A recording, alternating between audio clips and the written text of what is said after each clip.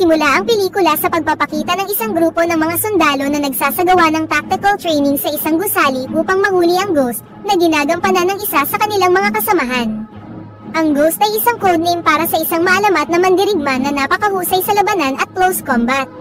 Kaya naman, inutusan ng troop commander ang kanyang mga tauhan na bumuo ng maliliit na koponan at maghiwa-hiwalay, at pinagbawalan silang kumilos ng mag-isa dahil ito ay lubhang mapanganib. Habang minomonitor ng troop commander ang mga galaw ng kanyang tropa, at ng ghost mula sa screen ng laptop, isang misteryosong lalaki, na hindi nakita sa monitoring radar, ang biglang nagpakita. Hindi nagtagal, nagsimulang maglunsad ng mga pag-atake ang lalaki sa pamamagitan ng pagpatay sa sundalong gumanap bilang ghost, at pagkatapos ay isa-isang pinatay ang mga sundalo. Ang troop commander, na nakilala ang nanghimasok, ay inutusan ang lahat ng kanyang mga tauhan na umatras, ngunit huli na ang lahat dahil patay na ang lahat ng kanyang mga sundalo mula sa pag-atake ng misteryosong lalaki. Hindi nagtagal, nagpa siya ang troop commander na suriin ang kondisyon sa loob mismo ng gusali, at laking gulat niya nang makitang patay na ang kanyang buong tropa. Ilang sandali pa, biglang sumulpot ang misteryosong lalaki sa likod ng troop commander at nilaslas ang kanyang leeg. Sa sumunod na eksena, ipinakita ang isang batang babae na nagngangalang Sachi, na naglalakad sa isang tahimik na kalye. Habang naglalakad, hindi sinasadyang nakakita siya ng isang patay na pusa, matapos itong mabundol ng sasakyan. Dahil naawa si Sachi sa pusa, dinala niya ang bangkay nito at wala siyang pakialam sa kanyang mga kaibigan na pinagtatawanan siya. Hindi nagtagal, pumunta si Sachi sa isang maduming beach, at doon inilibing ang patay na pusa. Pagkatapos nito, pumunta siya sa isang convenience store para makipagkita sa kanyang tiyuhin na si Toshiro. Habang nagpapatuloy sa paglalakad sa loob ng tindahan, bigla niyang naramdaman na may bumagsak sa taas ng kanyang ulo, na lumalabas na isang candy. Kasabay nito, isang lalaki ang sumulpot sa likod ni Sachi. Nang lumingon siya, niyakap niya ang lalaki, at dito nabunyag na siya ang kanyang tiyuhin na si Toshiro. Close na close sila dahil siya ang kumupkop sa kanya at matagal na siyang inaalagaan ni Toshiro. Kinagabihan, pumunta sina Sachi at Toshiro sa isang restaurant na pag-aari ng isang lalaki na nagngangalang Mori. Hindi nagtagal, dumating si Mori para maghain ng pagkain para kay Sachi, at mukhang close na close din sila dahil lagi siyang isinasama ni Toshiro sa restaurant na yun. Kalaunan ng gabing yun, tila mahimbing ang tulog ni Sachi, habang si Toshiro naman ay hindi makatulog dahil naaalala niya ang kanyang mga nakaraan noong siya ay mersenaryo pa. Lumalabas na si Toshiro ay isang assassin na may codename na Ghost, na malapit ng patayin ng mga sundalo sa simula ng pelikula. Pagkatapos ay uminom siya ng mga depression pills, para subukang kalimutan ng trauma ng kanyang nakaraan. Hindi nagtagal, pumunta siya sa kanyang convenience store para kumain. Gayunpaman, nai-imagine pa rin niya ang kanyang nakaraan, na ikinagulat ng isang customer dahil biglang naging kakaiba ang kanyang kilos. Kinabukasan, kumonsulta si Toshiro sa isang babaeng psychiatrist para sabihin ang problemang dinadanas niya kamakailan. Pinaalam ni Toshiro na nakapatay siya ng maraming tao sa kanyang panaginip, ngunit paggising niya, naaamoy pa rin niya ang dugo at nararamdaman pa rin ang kanyang killing instinct. Tinanong ng psychiatrist kung hindi natatakot si Toshiro na pumatay ng mga tao, at sumagot naman siya na hindi, na labis na ikinagulat ng babae. Pagkatapos kumonsulta, bumalik si Toshiro sa convenience store para magtrabaho, ngunit biglang may dumating na dalawang kriminal at tinutukan siya ng kutsilyo habang hinihingi ang pera sa register. Kahit kaya niyang lumaban, sinadya niyang ibigay na lang ito dahil ayaw niyang magkaroon ng gulo sa kanyang tindahan. Sa sumunod na eksena, makikita si Sachi na papunta sa ospital para bisitahin ang kaibigan ni Toshiro na si Kenji. Pagkatapos ay dinala niya si Kenji sa isang parke malapit sa ospital, at dumating din si Toshiro doon. Tila close na close sila at dito nabunyag na si Kenji ang dating partner ni Toshiro noong mersenaryo pa siya. Hindi lang yun, hindi na rin nakakalakad at nakakakita si Kenji dahil tinulungan niya si Toshiro noon. Pagkatapos ng kanilang pag-uusap, nagpaalam na sina Toshiro at Sachi, ngunit biglang nakaramdam ng panganib si Kenji nang makaalis sila. Sa kabilang banda, lumalabas na alam na din pala ito ni Toshiro, kaya inutusan niya si Sachi na mauna nang umuwi at sinabing meron lang siyang naiwang gamit sa ospital ni Kenji. Hindi nagtagal, pumunta si Toshiro sa sentro ng lungsod at sinubukang palabasin ang mga tumatarget sa kanya. Habang tumitingin-tingin sa paligid, sa wakas ay nakita niya ang isang kahina-hinalang lalaki na nakatingin din sa kanya. Ilang sandali pa, isang babae ang biglang inatake si Toshiro mula sa likuran, ngunit mabilis niya itong napabagsak at kinuha ang kanyang baril. Pagkatapos ay naglakad siya patungo sa lalaki habang inaalis ang mga bala mula sa baril na kanyang inagaw, at makikitang naglalakad na rin ang lalaki patungo sa kanya. Ilang sandali pa, binaril ng lalaki si Toshiro gamit ang baril na nakatago sa kanyang bag. Sa kabutihang palad, madaling naiwasan ni Toshiro ang bala, at pinatay ang lalaki sa pamamagitan ng pagsaksak sa kanyang leeg. Pagkatapos ay walang ekspresyong lumayo si Toshiro na parang wala siyang ginawa, ngunit ang hindi niya alam ay merong isang lalaki ang nakatingin sa kanya mula sa malayo. Sa kabilang banda, si Sachi, na sumilong sa harap ng isang bahay habang hinihintay ang pag-uwi ni Toshiro, ay nilapitan ng isang misteryosong lalaki na hinaplos ang kanyang ulo. Ilang sandali pa, pagkaalis ng lalaki, sa wakas ay dumating na si Toshiro. Sa sumunod na eksena, ipinakita ang isa pang assassin na nagngangalang Akiyo, na may kasamang 2 binata sa elevator. Nang mag-alok sila na papainitin siya, mabilis na ipinakita ni Akiyo ang kanyang nakamamatay na kakayahan, at pinatay ang 2 istorbo sa maliit na espasyo ng elevator. Sa kabilang banda, lumalabas na ang lalaking humaplos sa ulo ni Sachi ay isang batang lalaki na nagngangalang Casper. Nabunyag na siya ay nagtatrabaho para kay Kazuki, ang dating employer ni Ghost, at sinabi na inatake ni Rock at ng kanyang mga kasamahan si Toshiro, ngunit lahat sila ay napatay. Bukod sa kanila, sinabi ni Casper na may 2 pang assassin na nagngangalang Akiyo at Abyss Walker ang aatakihin si Toshiro.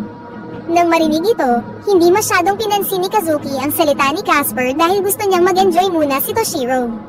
Ipinaliwanag ni Kazuki na sina Ghost, aka Toshiro, at Abyss Walker, ay mga dati niyang subordinate noong sila ay mga mersenaryo pa. Kinabukasan, bumalik si Toshiro para kumonsulta sa kanyang psychiatrist. Nagpatuloy siya sa pagbabahagi tungkol sa kanyang mga nakakatakot na panaginip, kung saan palagi siyang pumapatay ng mga individual. Ang kakaiba dito, ang mga panaginip na ito ay tila nagpapasaya at nagpapasigla sa kanya, sa halip na magsisi siya. Ipinagtapat ni Toshiro na pakiramdam niya ay alive siya kapag nahaharap siya sa panganib. Sa kanilang session, sinubukan ng psychiatrist ang isang therapeutic exercise na ginaya ang pagtutok ng baril sa ulo ni Toshiro. Gayunpaman, inilagay lang ni Toshiro ang kanyang nose sa daliri ng psychiatrist at hiniling na barilin siya. Nang magkunwaring magpapaputok ang psychiatrist, nagulat siya dahil biglang nawala si Toshiro at nasa tabi na niya ito. Kalaunan, kumain sina Toshiro at Sachi sa restaurant ni Mori, kung saan ang matalas na instinct ni Toshiro ay muling nakaramdam ng panganib. Matapos iwan si Sachi sa ilalim ng pangangalaga ng kanyang kaibigan, umalis si Toshiro patungo sa isang eskinita, kung saan pinabagsak niya ang 3 inupahang mersenaryo upang patayin siya. Pagkatapos dispatsahin ang mga ito, nagtungo siya sa kanyang tindahan upang kumuha ng ilang kagamitan na maaaring magsilbing pansamantalang sandata. Hindi nagtagal, lumitaw ang isang grupo ng mga assassin na nakadisguised bilang mga medical professional. Sa kabila ng pagiging armado ng mga baril, nagawa silang patayin ni Toshiro ng walang kahirap-hirap, gamit ang mga screwdriver at iba pang matutulis na kasangkapan bilang mga sandata. Habang naghahanda siya ng kanyang pagkain, isa pang assassin ang lumitaw sa kanyang likuran. Agad na umikot si Toshiro at tinusok siya ng chopsticks, bago nagpatuloy sa pagkain na parang walang nangyari. Hindi nagtagal, ang 2 sa mga tauhan ni Kenji, sina Mochi at Max, ang dumating upang magbigay ng tulong para labanan si Kazuki. Pagkatapos nito, pumunta siya sa isang payphone para tawagan si Sachi, ngunit bigla siyang nilapitan ni Akiyo at inatake siya. Gayunpaman, tila kalmado pa rin si Toshiro kahit na kailangan niyang iwasan ang mga pag-atake nito sa isang makitid na payphone booth, at sa huli ay napatay din niya ang babaeng assassin. Hindi nagtagal, ipinagpatuloy ni Toshiro ang pakikipag-usap kay Sachi, at sinabihan itong manatili kay Mori dahil hindi siya makakauwi ng ilang araw. Samantala, makikita sina Mochi at Max na naghahanda ng mga armas para kay Toshiro habang pinag-uusapan siya, na lumalabas na nagretiro bilang isang mersenaryo 3 taon na ang nakakaraan. Sa kasamaang palad, natuklasan ni Kazuki na buhay pa si Toshiro, kaya balak niyang maghiganti sa kanilang mga nakaraang problema. Kasabay nito, nabunyag na si Kazuki ay merong negosyong nag-e-exploit sa mga bata, at kinontra ito ni Toshiro, kaya sa huli ay trinaydor niya ang kanyang boss. Sa kabilang banda, sina Kazuki at Casper ay nagpaplano na akitin si Toshiro at dalhin ang kanyang sarili sa harap nila. Tinanong ni Casper si Kazuki kung ano ang koneksyon ni Abyss Walker kay Ghost. Ipinaliwanag ni Kazuki na si Walker ay dating partner ni Toshiro, at sila ay may parehong pantay na kakayahan, ngunit magkaiba sila ng layunin. Si Walker ay isang tao na nagnanais ng kalayaan at pagkawasak, habang si Ghost naman ay nagnanais ng kapayapaan. Lumipat ang eksena kay Toshiro, na binisita si Kenji sa ospital at pinag-usapan sina Mochi at Max, na inatasan ni Kenji na tumulong sa kanya. Inamin ni Kenji na mga baguhan pa lang sila, kaya nag-aalala siya na baka makahadlang lang ito sa kanya. Ilang sandali pa, nang papalis na si Toshiro, biglang hiniling ni Kenji na isama siya sa pakikipaglaban kay Kazuki. Gayunpaman, tumanggi si Toshiro dahil sa kasalukuyang kondisyon ni Kenji at sinabing imposible na para sa kanya na sumali sa laban. Kalaunan, pinuntahan ni Toshiro sina Max at Mochi para kunin ang mga armas na kailangan niya. Sa kabilang banda, si Sachi, nakalalabas lang ng bahay, ay biglang binisita ni Casper at dinala siya sa kanilang headquarters. Hindi nagtagal, tinawagan ni Mori si Toshiro at ibinalita na nawawala si Sachi, ngunit kalmado niyang sinagot na kasama niya ang bata. Nang marinig ito, sina Max at Mochi, na nandoon din at kasama si Toshiro, ay nalito dahil hindi nila nakita si Sachi. Lumalabas na kalmado lang si Toshiro dahil alam na niya ang lokasyon ng headquarters ni Kazuki, dahil sa tracking device na inilagay niya noon sa bata. Samantala, nagigising lang ni Sachi at nasa isang kwarto sila kasama ni Casper. Mukhang natakot si Sachi nang lapitan siya ng batang lalaki, ngunit ipinakita ni Casper ang number tattoo sa kanyang kamay, na kapareho ng sa kanya. Nabunyag na si Sachi ay isa sa mga bata sa pasilidad na itinayo ni Kazuki na ini-exploit ang mga bata, ngunit kalaunan ay iniligtas siya ni Toshiro. Kinabukasan, makikitang nakarating na sina Toshiro, Mochi at Max, upang salakayin ang headquarters ni Kazuki sa gitna ng kagubatan. Bago isagawa ang pag-atake, gumawa muna sila ng plano. Ibinigay sa kanila ni Toshiro ang gawain ng pag-infiltrate sa gilid ng gusali, habang siya naman ay kukunin ang atensyon ng mga forest guard. Binanggit niya na nasa 200 ang kanilang bilang, na naging dahilan upang mawalan ng kumpiyansa sina Mochi at Max. Bilang isang tunay na pinuno, minotivate ni Toshiro sina Max at Mochi at sinabi na ang tunay na mandirigma ay hindi nagpapatalo sa kanyang takot. Ang mga salitang ito ay muling nagpasigla sa kanila, kaya nagsimula na silang kumilos sa pamamagitan ng pag-neutralize sa mga tauhan ni Kazuki at pagsamsam ng kanilang mga sandata, habang si Toshiro naman ay nagpaputok ng isang tirador sa mga sanga upang lokohin ang mga kalaban. Pagkatapos ay dinispatcha ni Toshiro ang isa sa mga forest guard at pinaputok ang baril na kanyang ninakaw, para matuon ang atensyon nila sa kanya. Gamit lang ang kanyang sandata, tinapos ni Toshiro ang mga forest guard ng walang kahirap-hirap, kung saan mag-isa niyang nag-neutralize ang halos 150 sundalo. Samantala, ipinagpatuloy ni Mochi at Max ang pakikipaglaban sa mga forest guard, at pagkatapos ay kinuha ang kanilang mga sandata. Sa hindi inaasahang pagkakataon, tumulong din si Walker na patayin ang mga tauhan ni Kazuki dahil ang layunin niya sa pagsali sa misyon sa pagkakataong ito ay mahanap si Toshiro at patayin siya. Samantala, nagpasya sina Mochi at Max na maghiwalay, ngunit si Mochi ay nakasalubong si Casper, kaya hindi naiwasan na maglaban sila. Gayunpaman, kahit na ang itsura ni Casper ay tulad ng isang ordinaryong bata, madali niyang natalo si Mochi at pinatay siya. Kasabay nito, madaling natalo ni Toshiro ang mga tauhan ni Kazuki nang hindi nasasaktan. Hindi nagtagal, nakaharap ni Toshiro ang isang sniper. Kahit ilang taon na siyang retirado mula sa mercenaryong buhay, mahusay niyang naiwasan ang maraming bala, at kalaunan ay nagawang maisara ang kanilang distansya.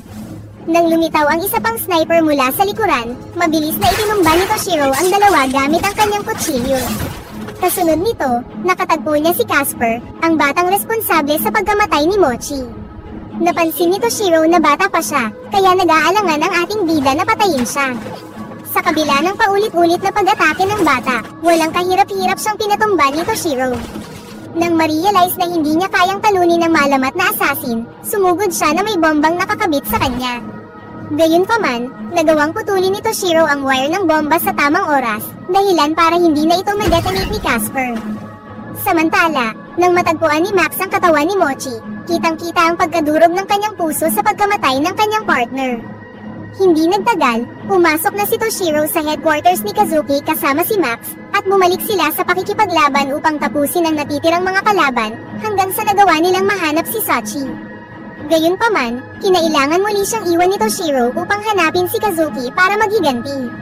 Noong una, pinigilan ni Sachi si Toshiro na umalis, ngunit sinabi niyang kailangan niya itong gawin, at pagkatapos ay ipinagkatiwala siya kay Max upang dalhin siya palayo sa headquarters.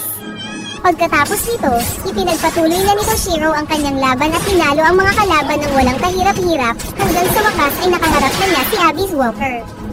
Halos magkapantay lang ang galing nila sa pakikipaglaban, at ang dalawa ay naging maingat sa paglulunsad ng bawat pag-atake. Habang nagpapatuloy ang nakakamanghang laban ng dalawang assassin, si Toshiro ay tinamaan ng suntok na nagdulot sa kanya ng pagkahilo sa unang pagkakataon. Sa huli, nagawa niyang magtagumpay laban kay Abyss Walker sa pamamagitan ng isang napakalakas na suntok. Matapos patayin ang dati niyang kaibigan, oras na para harapin ni Toshiro ang final boss, ang dati niyang amo na si Kazuki. Sa kabila ng kanyang katandaan, si Kazuki ay nagtataglay ng kapangyarihan ng hipnotismo, isang kakayahan na ginamit niya laban kay Toshiro. Gayunpaman, matagumpay na nilabanan ni Toshiro ang hypnosis, at nagbigay ng mabilis na pag-atake sa leeg ng dati niyang amo. Sa kasamaang palad, dahil sa pagod at sa mga saksak na kanyang natamo sa laban, nagsimulang magpasuray-suray si Toshiro, at kalaunan ay tuluyan ang bumagsak. Sa huling eksena, makikita sina Sachi at Max sa may tabing dagat. Ilang sandali pa, inilabas ni Sachi ang isang libro na iniregalo sa kanya ni Toshiro at inilibing ito sa buhangin, bilang alaala sa taong nagmahal at kumupkop sa kanya. Lingid sa kaalaman nila, pinagmamasdan pala sila ni Toshiro sa di kalayuan, at dito na nagtatapos ang pelikula.